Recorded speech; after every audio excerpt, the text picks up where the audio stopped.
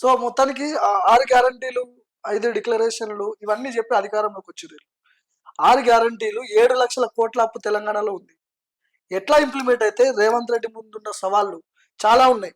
100 రోజుల్లో కంప్లీట్ చేయొచ్చా? సాధ్యమైతాయా? ఏంది అసలు?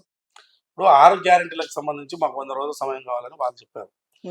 ఓకే, వాళ్ళ 100 రోజుల సమయం తీసుకుని కానీ ఎక్కువ సమయం తీసుకోవాలి, ఇంకో 6 నెలలు తీసుకోవాలి. ఎందుకు అంటే 6 గ్యారెంటీలు అనే దాంట్లో ఆల్రెడీ 2 ఇంప్లిమెంటేషన్ అయిపోయినాయి. బస్సు ఫ్రీ కానీ, గ్యాస్ కు సంబంధించి కానీ ఇవి పెద్ద బర్డెన్ కాదు. వాళ్ళు ఇచ్చిన మహాలక్ష్మి 2,500 సంబంధించి అది కొంత ఆర్థికంగా భారం అవుతుంది. కానీ నేను ఏమంటే ఇవన్నీ ఇంప్లిమెంట్ కావడానికి ఆ ప్రభుత్వం యొక్క ప్రయారిటీస్ బట్టి ఇంప్లిమెంట్ చేయొచ్చు. ఇప్పుడు అనవసరమైన ఖర్చులు పెడితే ఈ ప్రయారిటీస్ అనేది ఫుల్ఫిల్ కావు. ఇప్పుడు కొన్ని అప్పులు తెచ్చి ప్రాజెక్టులు కట్టారు, అవి కుంగిపోయినాయి. ఇప్పుడు కాళేశ్వరం ప్రాజెక్టులు కుంగిపోయినాయి. ఈ అప్పులు తెచ్చి ప్రాజెక్టులు కట్టి ఒక పద్ధతి లేకుండా, ఒక ప్లాన్ లేకుండా డిజైన్ లోపల కట్టడం వల్ల నష్టమే జరిగింది కదా, లాభం ఏం లేదు కదా. సో ఇట్లాంటివన్నిటి కూడా ప్రయారిటీస్ పెట్టుకోకుండా తక్కువ ఖర్చుతో ఎంత ఎక్కువ ఇరిగేషన్ ఇవ్వగలిగిన ప్లాన్ తయారు చేసుకొని ఇట్లాంటి ముందుకు వెళ్తే నీకు ప్రయారిటీస్ లో డబ్బు ఖర్చు తక్కువ అవుతుంది ప్రాజెక్టుల విషయంలో. ఇక మేము ఎక్కడైనా డబ్బులు ఉన్నాయి కదా అని చెప్పి అప్పులు తెచ్చారు కూడా ఇట్లాంటివి చేయకుండా ఉంటే ఈ ప్రాజెక్ట్ ఇంప్లిమెంట్ చేయడానికి చాలా ఈజీ. ప్రయారిటీ ఇప్పుడు సెక్రటరియట్ ఉంది, సెక్రటరియట్ మంచిగా ఉన్న సెక్రటరియట్ కూలగొట్టి కట్టారు, దానికి మళ్ళీ 15,000 కోట్లు ఏం లాభం? ఇట్లాంటి కూలగొట్టి కట్టుడు అనవసరమని చేస్తే దీనివల్ల వృధా ఖర్చు అవుతుంది. ఈ వృధా ఖర్చు తగ్గించుకుంటే ఈ పెట్టిన 6 గ్యారెంటీస్ పెద్దగా ఇష్యూ కాదు. అంటే బడ్జెట్ సరిపోతుందా? బడ్జెట్ సరిపోతే వాళ్ళు లేనిదే హామీలు ఇస్తారా? ఇంప్లిమెంట్ చేసేటప్పుడు ప్రభుత్వాలకు చిత్తశుద్ధి ఉండాలి అంటే దానికి ఏమైనా అర్థం ఉంది. ఓకే, వాళ్ళు ఇచ్చిన హామీల పట్ల ఇంప్లిమెంట్ చేయడానికి చిత్తశుద్ధి ఆ ప్రభుత్వాలకు ఉండాలి అని అంటే దానికి ఆ స్టేట్మెంట్కి అయితే ఒక విలువ ఉంటుంది. ఊళ్ళకి అందని అంటే మరి ఓల్డ్ ఏజ్ పెన్షన్స్ 6,000 ప్రకటించారు, తప్ప ఇవ్వడం ఆ ఓల్డ్ ఏజ్ పెన్షన్స్ ఇవ్వాలి కదా. మహిళలకు 2,500 ఇస్తామంటున్నారు, గృహాలకు వాళ్ళు కొనుగోలు శక్తి పెంచడానికి ఇస్తామంటున్నారు. అంటే వాళ్ళు ఖర్చు పెట్టుకోవద్దా? సంపాదించే వాళ్ళు సంపాదిస్తారు. అభివృద్ధికి సంబంధించి నువ్వు ఏ రూపంలో చేయాలనుకున్నప్పుడు రకరకాలుగా ఉంటాయి. ఇప్పుడు వాళ్ళ దగ్గర కొనుగోలు శక్తి లేనప్పుడు ప్రభుత్వమే వచ్చిన ఆదాయ ఫలాలందరికీ పంచాలి, డబ్బును పంచాలి, తప్పే ఉంది. కేటీఆర్ ఒక స్టేట్మెంట్ లో ఈ నెల నుంచి కరెంటు బిల్లులు ఎవరు కట్టొద్దు తెలంగాణ రాష్ట్రంలో, గృహలక్ష్మి కింద సోనియమ్మ కడుతుంది, మీరెవరు కూడా కరెంటు బిల్లులు కట్టొద్దు, ఒకవేళ కట్టమని అధికారులు ఒత్తిడి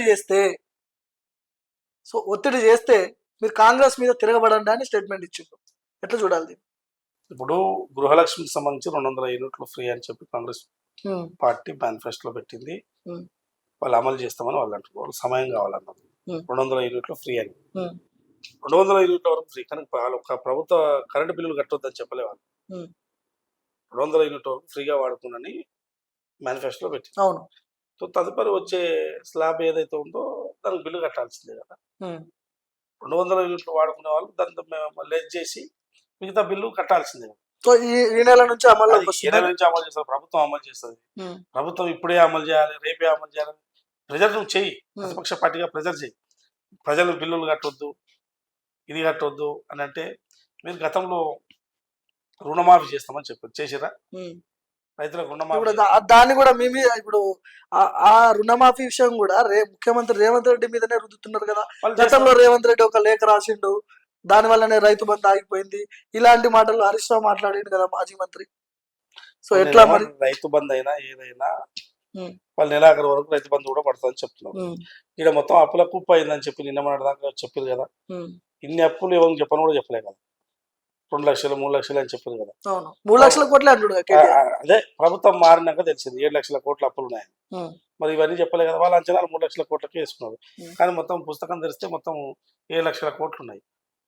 సో కాబట్టి ఇవన్నీ ప్రతిపక్ష పార్టీగా మీరు ఏమంటారు, ప్రెజర్ పాలిటిక్స్ చేయొద్దని కాదు, కానీ ఏది అమలు అవుతుంది, ఎట్లా అమలు అవుతుంది అనేది ఒక ప్రభుత్వానికి ఒక ప్రాతిపదిక ఉంటుంది. 5 ఏళ్ళు వాళ్ళకి ప్రభుత్వం ఇచ్చారు, 5 ఏళ్లలో అన్ని ఇంప్లిమెంట్ చేసుకొని పోవాల్సిన బాధ్యత వాళ్ళ పైన ఉన్నది. సో నువ్వు ఇప్పుడే వచ్చినావు మొత్తం ఒకటేసారి చేయంటే కుదరదు కదా. అది ప్రజలకు తెలుసు, ప్రభుత్వానికి తెలుసు, మధ్యలో వాళ్ళకి అర్థం కాకుండా ఎవడేం చేస్తారు. ఇప్పుడు 100 రోజుల్లో ఈ హామీలు నెరవేరకపోతే కాంగ్రెస్ భవిష్యత్ ఎట్లా ఉండబోతుంది? ప్రజలు తిరగబడే అవకాశం లేదా? ప్రజలు తిరగబడడం అంటే ఒకటే గుర్తుపెట్టుకోండి. ప్రభుత్వాల మీద గతంలో 10 ఏళ్ళు బీఆర్ఎస్ పార్టీ పాలించింది. అంతా ప్రజాస్వామ్యం లేదు, స్వేచ్ఛలే లేదని. అంటే మరి ప్రజలు తిరగబడ్డట, లేకుంటే మనసులో పెట్టుకొని గూడు కట్టుకొని ఆ ఎన్నికల్లో చూయించదా? అంతే కదా. వ్యతిరేకత అంతా కూడా మనసులో గూడు కట్టుకున్నది వ్యతిరేకత ఎన్నికల్లో చూపించదు. రేపు ఈ ప్రభుత్వాన్ని అయినా కానీ చేసిన హామీలు నెరవేర్చకపోతే ప్రజలు మళ్ళీ ఎన్నికల్లో బుద్ధి చెప్తారు ఎవరికైనా. కాబట్టి వీళ్ళకు సమయం వచ్చి 2 నెలలు కూడా కాలేదు, అప్పుడే తిరగబడతారు, చేస్తారు, మిమ్మల్ని కరెంటు బిల్లులు కట్టొద్దు, ఇది కట్టొద్దు అని అంటే అది ఇవన్నీ కూడా ప్రజలు రిసీవ్ చేసుకుంటలేరు. వీళ్ళకి ఇంకా అర్థమవుతలేదు. వీళ్ళకి ఏంటంటే ఇది ఇప్పటికే అహంకారంతోనే ప్రభుత్వం పోయిందంటే ఇంకా అహంకారాన్ని ప్రదర్శిస్తుంది. ఇప్పుడు వద్దు, మీరు ప్రదర్శించకండి, కనీసం ఇంకో 6 నెలలు టైం ఇయ్యరు ప్రభుత్వానికి. 6 నెలల తర్వాత మీరు ఏదైనా ప్రశ్నించినా కానీ ప్రజల నుంచి మీకు రెస్పాన్స్ వస్తుంది. ఇప్పుడు రాదు.